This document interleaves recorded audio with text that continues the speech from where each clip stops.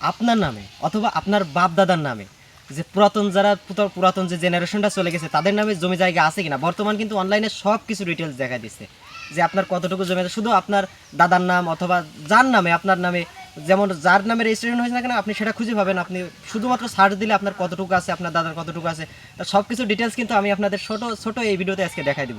So কীভাবে এগুলো দেখা যায় আপনারা সবাই কন্টিনিউ করতে থাকুন। ভিডিওটা আপনি সেভ করে রাখুন, পরবর্তীতে আপনার অনেক কাজে দিবে। প্রথমে আপনারা আপনাদের ক্রোম ব্রাউজারটা ওপেন করে নেবেন এবং এখানে এসে লিখবেন eporcha.gov.bd। ব্যাস এটুকু লিখে সার্চ দিলে দেখবেন যে নিচে এমন একটা পর্চা খতিয়ান অনুসন্ধান এটা লেখা দেখাবে এবং এই ওয়েবসাইটটাতে আপনারা ঢুকে পড়বেন। এরপর ওয়েবসাইটটিতে ক্লিক করার পরে এমন একটি ঠিকানা পেয়ে যাবেন যেখানে অ্যাড শো করতে পারে, অ্যাডগুলো স্কিপ করে দিবেন। এরপর আপনার বিভাগ কোনটা সেটা আপনি সিলেক্ট করবেন। আমাদের বিভাগ খুলনা এবং এখান থেকে আপনার থানা কোনটা, যেটা থানা আমাদের হলো মনিরামপুর। এর নিচে আসার পরে দেখেন যে ঠিক এই কানিতে দেখেন আমাদের মনিরামপুর দেওয়া রয়েছে, মনিরামপুর দিয়ে দেবেন। তারপর আপনার খতিয়ান নাম্বার, যেটা খতিয়ান নাম্বার ঠিক সেটাই দিবেন।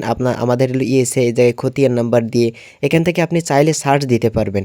এখান থেকে আমাদের গ্রামটা আমি লিখে সার্চ দিচ্ছি খতিয়ান নাম্বার দিয়ে মসিমনগর, দেখেন আমাদের এই মসিমনগর চলে এসেছে।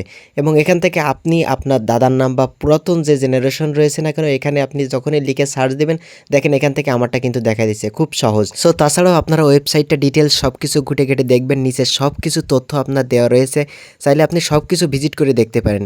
এই ভিডিওটি পরে কাজে লাগতে পারে, শেয়ার করে রাখুন।